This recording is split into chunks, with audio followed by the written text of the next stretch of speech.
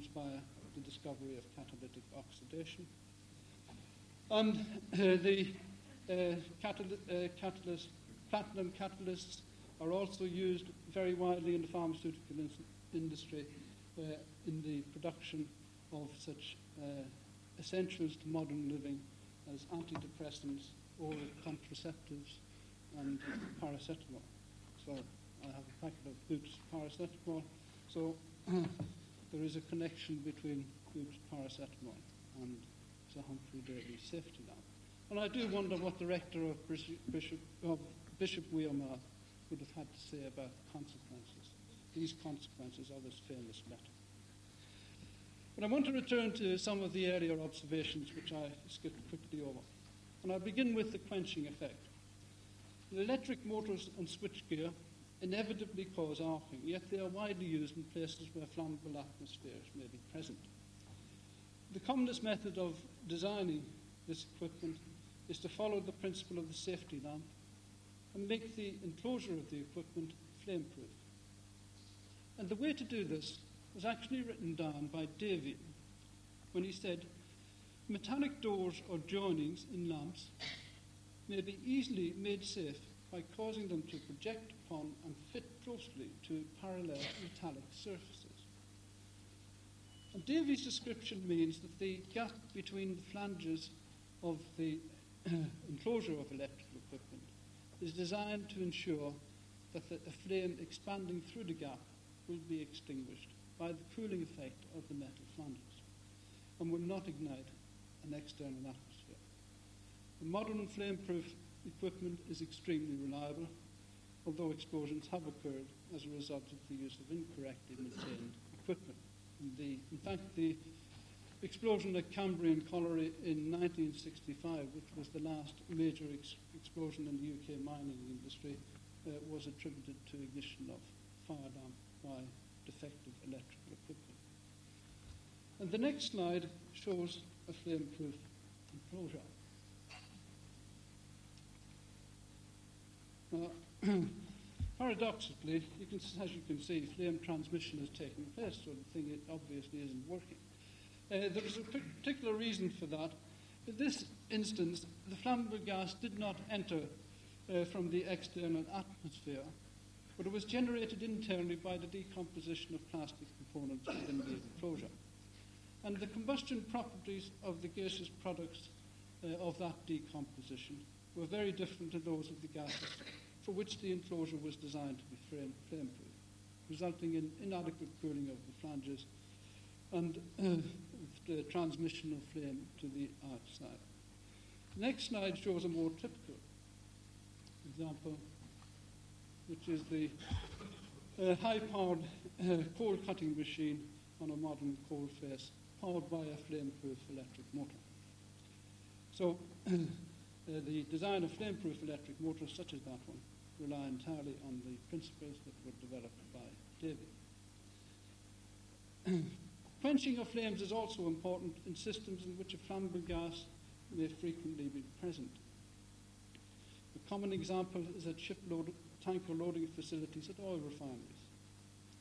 As the ship's tank is loaded, the vapour above the liquid is vented to the atmosphere. Until quite recently, that was a permissible way of doing things, but now there is a requirement that the vapour should be piped back to the refinery. The problem with that is that you then have a long, large diameter pipe which is filled with flammable vapour. And you have to have means provided to quench or arrest any flame transmitted along the pipe. And Jeff is now setting up a demonstration of a flame arrestor with this pipe here. It contains a flame arrestor here. The flame arrestor relies on the cooling powers of metal elements in the form of laminations of crimp ribbon or compressed knitted wire mesh. And Jeff is filling the pipe with a mixture of propane and air within the flammable range. And the mixture should be coming out at the far end until we know that the pipe is full. We've determined from prior experiments how long that will take. And when Jeff is content that it is full, he will then ignite it with an electric coil at this end. And the flame should not get past the flame arrestor.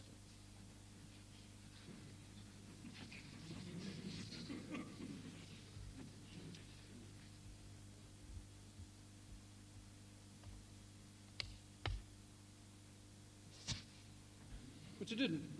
But just in case you blinked or you were in the wrong position in the room and didn't see it, we did record it on film before the show, as Fanny Craddock would have said, and we now have it on the screen.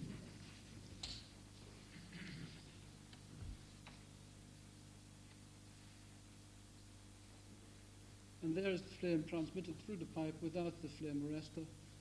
And the next one shows it being arrested and hanging around at the arrestor.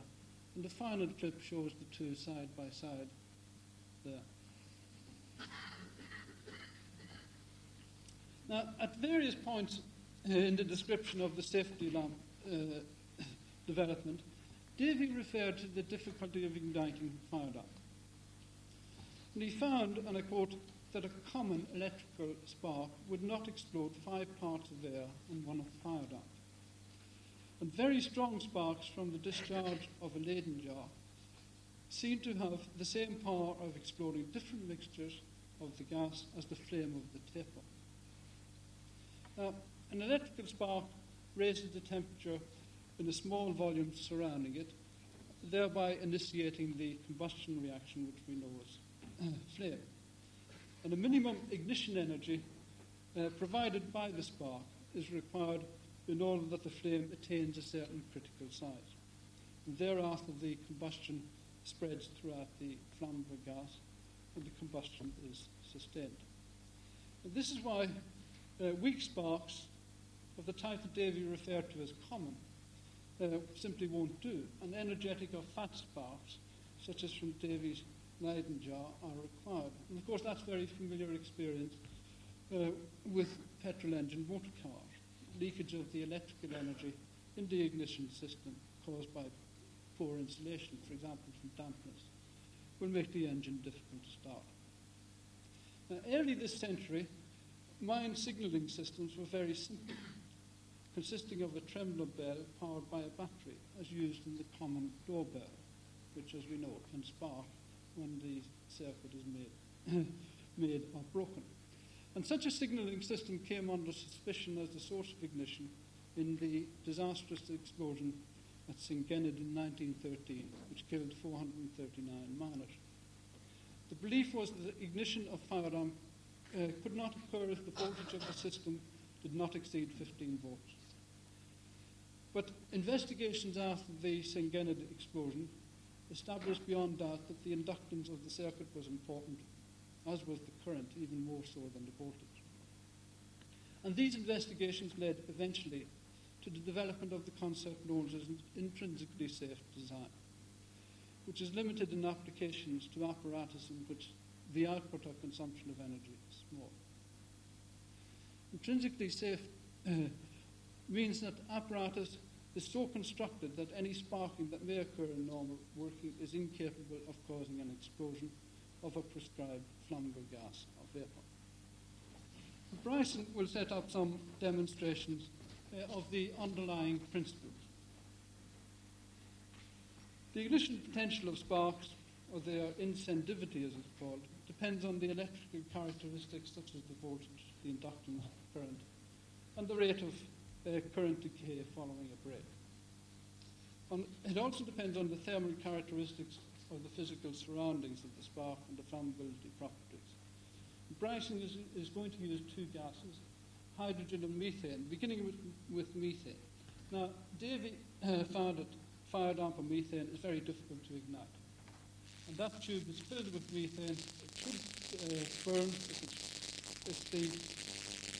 what Bryson is doing is tying current from that coil to a spark gap, rather like the coil in your motor car with the sparking plug. And despite the fact that the tube was full of methane, nothing happened. Now, Davy also observed that the incendiarity varied with, or depended on the gas, and hydrogen was very easy to ignite. This time, Bryson was filling the cylinder with hydrogen, and he will subject it to precisely the same size of spark as for the methane, and we will see if it ignites.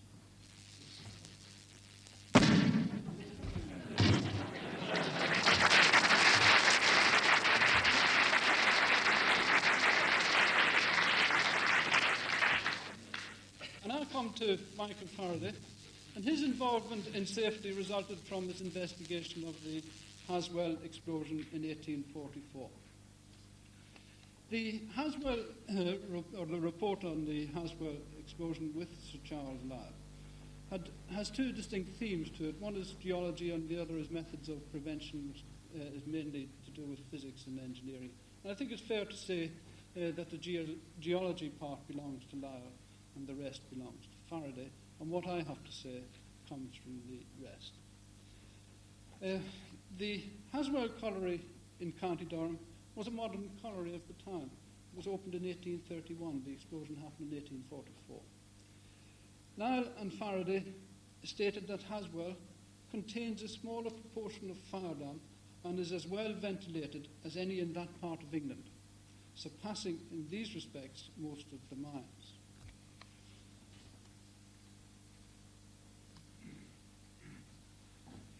Now, the workings at Haswell were very extensive. And this is a plan of the colliery. It actually does look, it was remarked to me, like a map of downtown Haswell. But in fact, that is literally correct, because this is a view of the situation 900 feet down into the earth, in the seam in which the explosion occurred. And the method of mining that was in use at Haswell was known as pillar and store, and it consisted of these roads being driven into the coal seam. The roads were about 5 yards wide, and between them were left these blocks of coal called pillars to hold up the roof. And eventually, the pillars would be removed and the roof would be allowed to collapse. And the result was that there were very large areas formed of what was called the gulf, or the waste of the mine.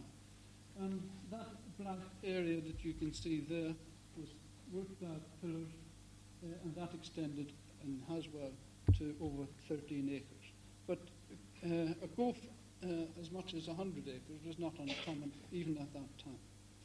So you can see from this illustration that if you believe that a mine at that time was just simply a hole in the ground, it was very far from the truth. There were two furnaces ventilating the Haswell mine. And Lyell and Faraday observed that the fire damp, which is liberated whenever coal is mined, since it is lighter in the air, it would fill up the higher parts of this waste area of coal. And they argued that the extraction of a pillar of coal, which was normal practice in that mine, would result in a fall of the roof and thus open up a passage from the accumulation of fire damp into the mine airways. They also observed that a fall in the barometric pressure would cause the accumulated fire damp, this large volume of flammable gas, to expand, and some of it would therefore also be released into the ventilation. That effect was well known. And they emphasized the scale of the danger at Haswell by carrying out calculations of both effects. Their intention was to draw attention to the extreme danger occasioned by these very large gulf areas. And they made two recommendations. The first to reduce the danger, and the second to monitor the effectiveness of the measure they were proposing. And in order to reduce the danger, they proposed to drain away the atmosphere of the Gulf, this fire damp which was accumulating in the higher parts, rather like an inverted saucer filled with liquid, but upside down. And their plan, which they discussed in very great detail, consisted of laying an iron pipe from the Gulf to the surface of the mine to drain away the fire damp. And they declared, with some degree of confidence in its principles, we venture to submit it to practical men for their consideration. Well, their confidence was misplaced. A special committee of the coal trade reported that, and I quote from their report, having duly considered and explained the extreme difficulties, expense, and almost, in their opinion, impracticability of carrying into execution the plan recommended by those gentlemen, together with the extreme uncertainty of its success, they regret exceedingly that they cannot recommend it for adoption. Well, Lyell and Faraday were not to be put down by that, and they responded in tones of extreme politeness. It is a truth well known to every experimental investigator that the success or failure of such a proposition as that made in our report often depends upon the animus with which it is carried into practice. Our first announcement was, if literally followed, very probably impracticable, but it was more the expression of a principle than a practice. And their strong advocacy of fire damp drainage actually lay fallow until almost 100 years later. Whereas they proposed a drainage system to capture the fire damp after it had accumulated in the Gulf. The ultimate development that has taken place takes the form of boreholes drilled from the roadways into the strata, as illustrated here, to capture the fire damp before it enters the mine and the mine roadways. Lyell and Faraday realized that the fire damp that was accumulating in the Gulf didn't just come from the coal that was being mined, but also from the coal seams above and below the seam